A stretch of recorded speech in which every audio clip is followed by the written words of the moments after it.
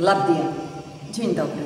Dzisiaj biorę udział w międzynarodowym wyzwaniu literackim pod hasłem Abaj na fali, które zainicjował polski filolog pochodzący z Kazachstanu dr Maksim Ponomarenko.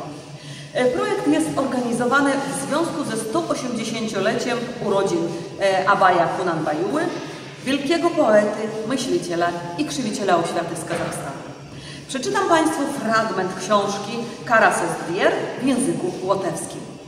30 Skaidrs, ka zināšanas apgūstas, kurš jūt vēlmi mācīties. Taču ar vēlmi vien te nepietiek. Pat pašām zināšanu ieguves procesam ir jāpakļaujas noteiktai sistēmai. Pretējā gadījumā meklējumi var izrādīties veltīgi. Pirmkārt, tev ir skaidri jāzina, kam tev vajadzīgas zināšanas.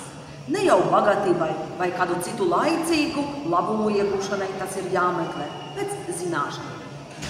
Ja tu esi kāds ārvalstis ar vāru, tad bagātība tev būs tikai tavs ārējais atklājums.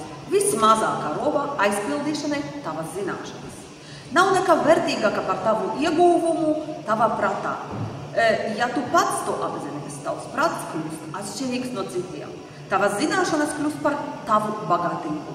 Šī atšķirība savukārt radīs cieņu, izpratni, draudzību un atbalstu tavu draugu un paziņu vidū.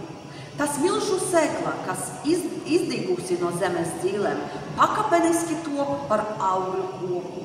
Arī zināšanas, apgūtas un nostiprinātas cilvēka prāta, nesis savus augļus.